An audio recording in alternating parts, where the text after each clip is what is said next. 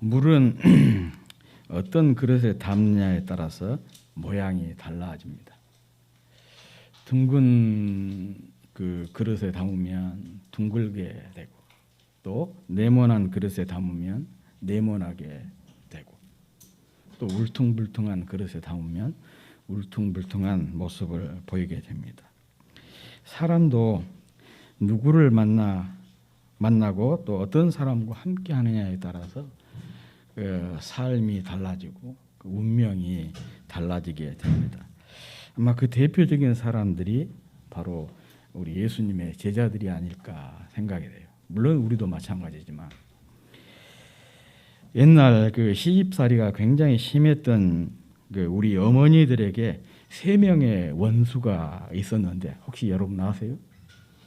안방에 가면 시어머니 원수, 부엌에 가면 시누이 원수, 또 밭에 가면 발행이라 그러죠. 발행이 원수. 이 3가지가 바로 시집살이가 굉장히 심했던 우리 어머니들에게 있어서 3 종류의 그 원수였다고 합니다. 그런데 성지 이스라엘에도 우리 어머니들을 괴롭혔던 이 발행이와 같은 그런 존재가 있습니다. 지금쯤이면 갈릴리 호수 주변을 노랗게 물들인 겨자풀이에요.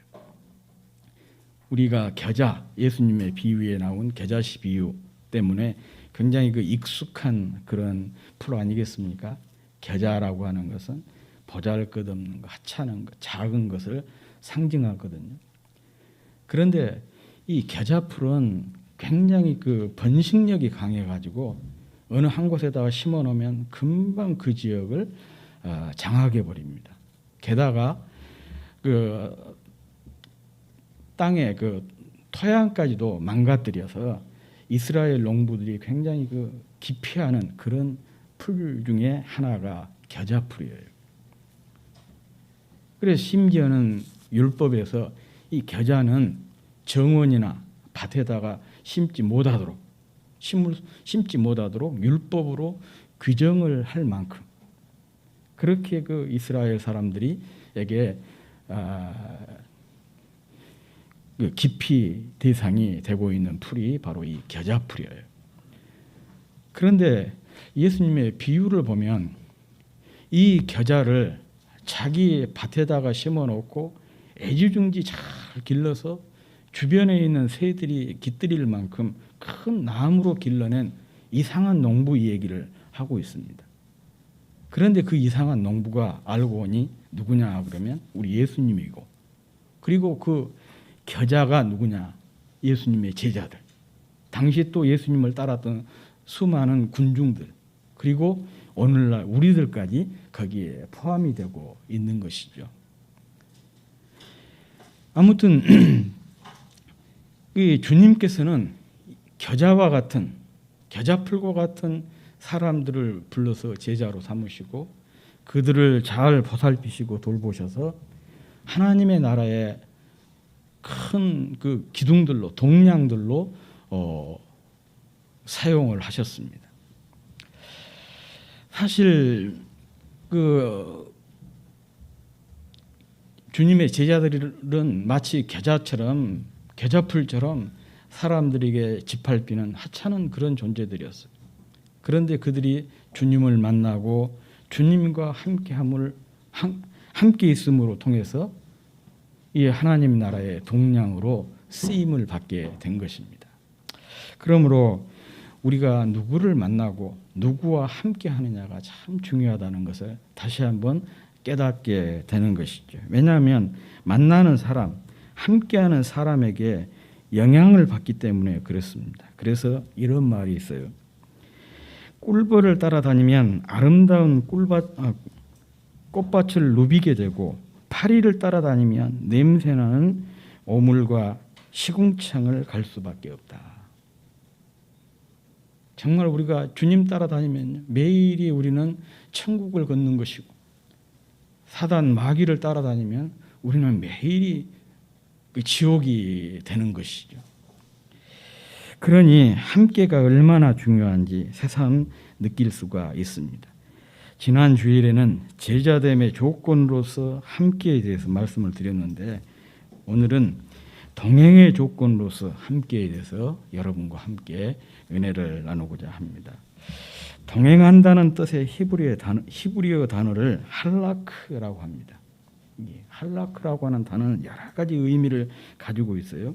가다, 따르다, 걷다, 이와 같이 여러 가지 의미로 성경에서 쓰이고 있는데 왜 가다, 따르다, 걷다가 동행하다라는 의미를 가지게 되었을까? 가만히 생각을 해보니까 아무래도 바짝 따라가다 보니까 함께 걷게 되고 함께 걷다 보니까 동행하다는 뜻으로 사용이 된 것이 아닌가 그런 생각을 해보았습니다. 동행이라고 하는 것은 단순히 함께 걷는 것보다 함께 사는 것을 뜻합니다. 부부처럼 친밀하게 사귀고 친밀하게 소통하고 친밀하게 교제하는 것을 이 할라크라고 합니다. 물론 부부 역시 살다 보면 다투기도 하고 또 미워하기도 하지만 그러나 한평생 묵묵히 함께하는 사이가 바로 부부 아니겠습니까? 그래서 성경에 보면 하나님과 이스라엘의 관계를 이 부부로 자주 표현하고 있어요. 그리고 신약 성경에서는 주님과 교회의 관계, 또 주님과 성도의 관계를 부부로 표현을 하고 있습니다. 그래서 교회와 성도를 가리켜서 그리스도의 신부라 이렇게 말을 합니다. 이 말은 주님과의 친밀성을 강조하면서 동시에 주님과 항상 동행해야 하는 존재라는 것을 뜻하는 것이죠. 주님과 함께 있으면서 친밀하게 사귀고 또 친밀하게 소통하고 친밀하게 교제하는 존재가 성도이기 때문에 그렇습니다. 또한 이 할라크라고 하는 단어는요, 이 단순히 이렇게 함께 산다 그런 의미뿐만 아니라 여기에서 더 의미가 발전을 해서 어떤 라이프 스타일 혹은 도덕적인 품행, 그러니까 성품 그런 뜻도 이 할라크라고 하는 단어 속에 포함이 되어 있습니다. 그러니까 예수님과 동행한다는 것은 뭐냐? 예수님께서 먼저 걸어가신 길을 걸어가는 것, 따라가는 것이고 또한 예수님께서 사셨던 이 삶의 방식과 예수님의 성품을 살아내는 것을 뜻한 것이죠. 성도는 이렇게 주님의 발자취를 따라서 함께 걸어가면서 그 길의 일부가 되는 것입니다. 그래서 흔히 제자를 스승을 닮은 사람이라 또 스승에게 물든 사람이라 그렇게 말하지 않습니까? 이 말은 삶의 태도는 물론이거니와 사상이나 가치관이나 삶의 방향과 목적과 성품, 소소한 습관까지 다 닮은 사람, 이 사람을 가리켜서 제자라 그렇게 얘기를 하잖아요. 때문에 그 스승의 그 제자란 말이 나오게 된 거예요. 그러므로 주님을 닮고 주님께 물든 사람이 바로 성도입니다. 이것이 바로 동행이고 또한 동행의 목적입니다. 지난주에 설교 말미에서 말했듯이 이 닮음과 물듦은 함께 있음을 통해서 이루어집니다. 주님과 함께 있으면서 함께 먹고 함께 마시고 함께 얘기하고 함께 생활하면서 보고 듣고 배우고 따라 살다 보니까 주님을 닮게 되는 거예요. 주님께 물이 들게 되는 것입니다. 이 모든 과정이 바로 동행이고 신앙생활이라는 게 바로 뭐냐? 이런 동행 훈련인 것입니다. 지난주일 본문 말씀에 나온 주님께서 제자를 부르신 세 가지를 제가 소개를 했습니다. 그 첫째가 자기와 함께 있게 하시고 그리고 둘째는 보내어 전도도 하며 셋째가 귀신을 내쫓는 권세도 가지게 하려 하심이라. 이게 주님께서 제자를 부르신 이유. 또 이것이 제자의 사명이자 나아가서 교회의 사명이라 그렇게 말씀을 드렸습니다. 그런데 여기서 가장 먼저 나온 것이 함께 있음이라고 했죠. 이렇게 여기서 첫 번째로 말씀하고 있는 함께 있음은 제자됨의 조건이고 또 제자로 부르신 목적과 이유이고 또한 사역의 기초예요. 그래서 제가 이 세 가지를 지난 주일 여러분들에게 말씀을 드렸습니다. 뿐만 아니라 주님과 동행하기 위한 조건으로서 함께 있음입니다. 그래서 오늘은 이 주님과 동행하는 조건으로서 함께를 초점을 두고 여러분과 함께 은혜를 받고자 합니다. 함께 있지 않으면 동행이 불가능합니다. 앞에서도 말씀드렸지만은요, 동행은 함께하는 것 이상이에요. 여러분이 혹시 기억하실지 모르겠지만 약 한 20여 년 전에 노인 부부들을 이렇게 초대를 해가지고 스피드 게임 있죠. 스피드 게임을 하는 그 오락 프로가 TV에서 아주 인기 중에 방영이 되었습니다.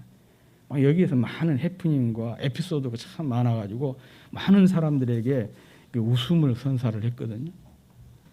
한 노인 부부가 스피드 게임을 하는데 남편 할아버지가 문제를 냈고 할머니가 대답을 해요. 그런데 그 답이 뭐냐? 생각이 안 나네. 천생연분이었어요. 기억하시네. 천생연분이었어요. 그러니까 할아버지가 씩 웃으면서 당신과 나 사이를 뭐라고 얘기하지? 그렇게 물어보니까 할머니가 뭐라고 대답을 했을 것 같아요? 천생연분이라고 대답했을 것 같아요. 평생 왼수 그랬어요. 그래가지고 그냥 완전 스튜디오에 있는 사람들 그 웃음바다로 만들고 전국의 시청자들을 크게 웃게 만들었던 그런 사건이에요. 함께 간다고 해서 동행한다고 해서 함께 있는다고 해서 그게 전부가 아니더라는 얘기죠. 아니다는 거예요. 함께 있긴 있는데 평생 원수로 사는 사람들이 있을 수가 있어요.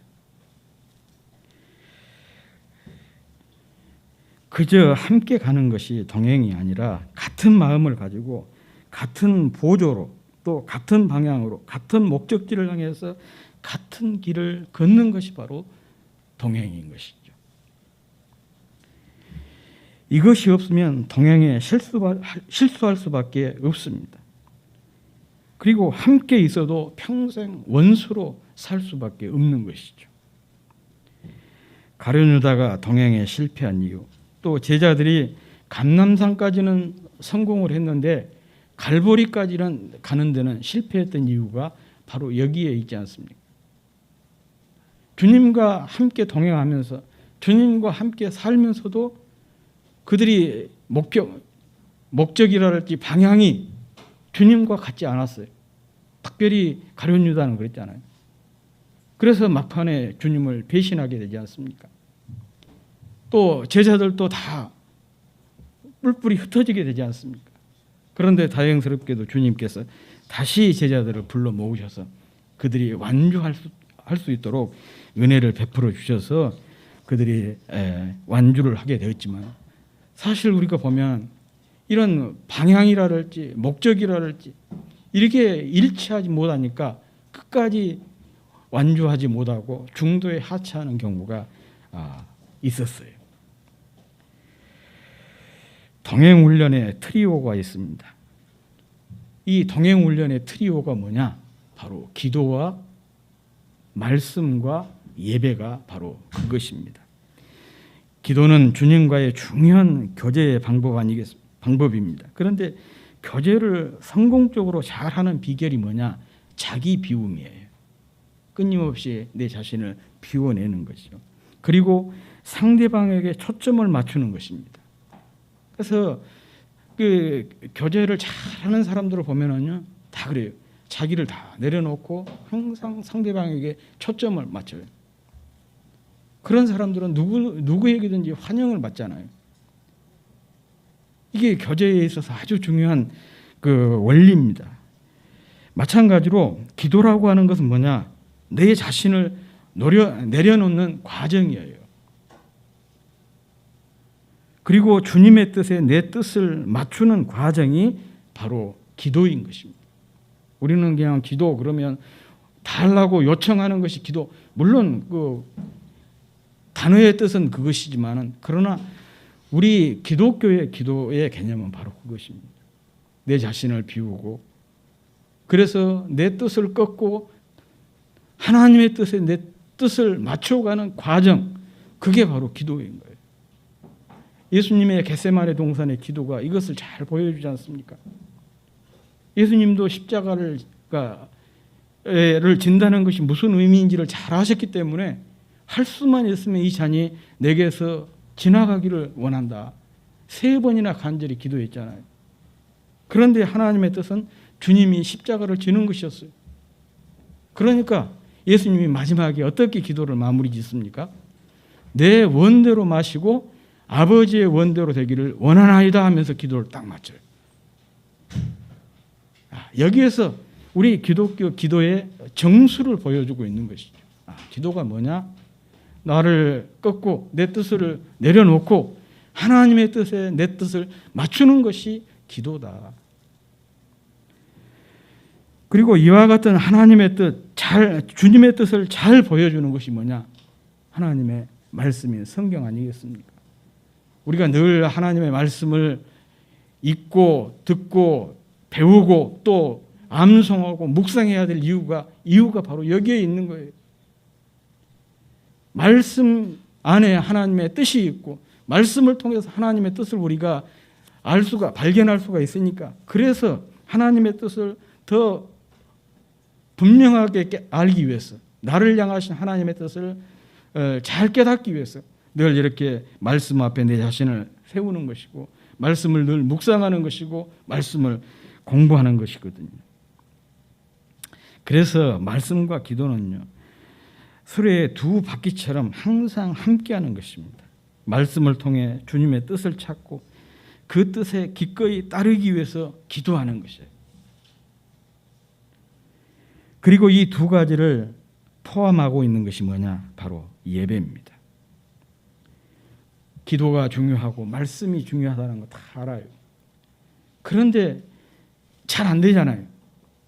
기도 생활이 잘 안 돼요. 말씀 읽는 것이 잘 안 돼요. 그런데 이 말씀 생활, 기도 생활을 지속시킬 수 있는 힘을 공급해 주는 것이 뭐냐? 그게 바로 예배인 거예요. 예배를 통해서 기도에 대한 동력을, 말씀에 대한 동력을 얻게 되는 것이죠. 그래서 이 기도, 말씀, 예배 이 3가지를 동행훈련의 트리오라 그렇게 얘기를 한 것입니다. 신앙생활이란 이 3가지를 집중하는 것이고 이것이 주님과의 동행하는 훈련인 것입니다. 유진 피터슨이라는 분이 이런 말을 했습니다. 목회자가 분주함으로 일하는 것은 헌신의 표시가 아니라 배신의 표시다. 참 그 충격적인 얘기죠. 목회자가 분주하게 일하는 것은 헌신의 표시가 아니라 배신의 표시래요. 이것을 조금 확장해서 이렇게도 이야기할 수가 있겠죠. 성도가 바쁘게 분주함으로 일하는 것은 헌신의 표시가 아니라 배신의 표시다. 무슨 뜻일까요? 기도도 말씀 묵상도 예배도 드릴 수 없을 정도로 바쁘다면 그것은 하나님께 대한 헌신이 아니라는 얘기예요. 결국은 기도하지 않고 말씀 묵상하지 않고 예배가 빠지고 예배를 제쳐두고 이렇게 열심히 헌신하고 섬기는 것은 결국 자기를 드러낼 수밖에 없는 것이고 자기 자신의 야망 실현의 도구로 전락할 가능성이 많기 때문에 이런 표현을 하고 있는 것입니다.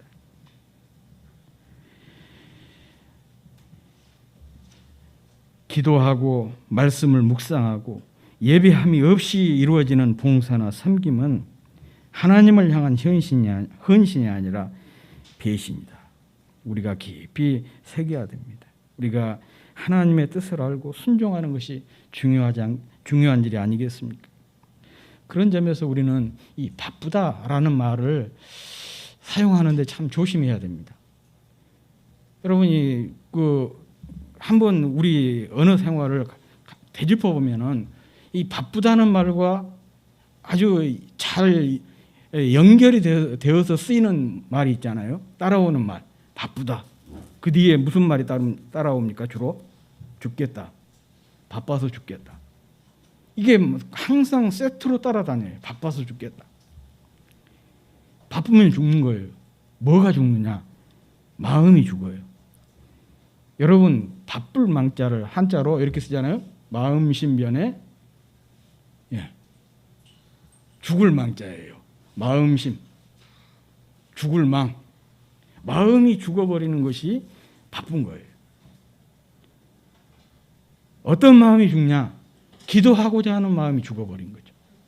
어떤 마음이 죽느냐? 하나님의 말씀을 읽고 묵상하고 또 따르고 순종하고자 하는 마음이 죽어버린 거예요.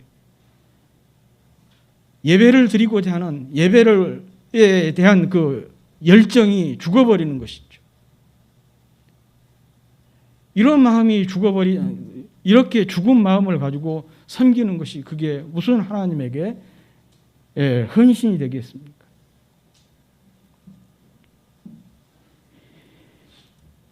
가정은 돕기 위해서가 아니라 함께 살기 위해서 존재합니다. 가정은 연약한 자를 돕는 것이 아니라 서로 연약함을 보듬어 주는 것이 바로 가정입니다. 그래서 한마디로 서로를 풍요롭게 해주는 것이 가정입니다. 교회도 마찬가지입니다.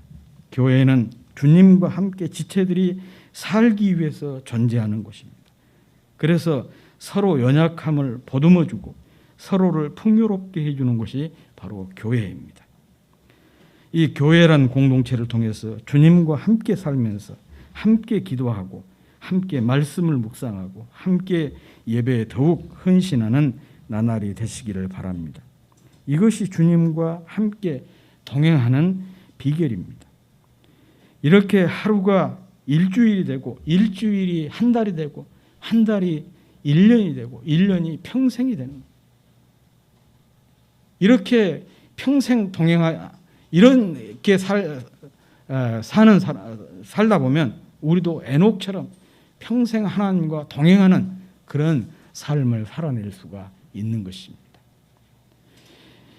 오늘 하루 또 오늘부터 시작되는 새로운 한 주간을 정말 주님과 함께 살면서 함께 기도하고 함께 말씀을 묵상하고 함께 예배에 더욱 헌신하는 나날이 되시기를 바랍니다. 그래서 이것이 모아져서 평생 주님과 동행하는 삶을 성공적으로 살아내는 저와 여러분이 될 수 있기를 주의 이름으로 축복합니다.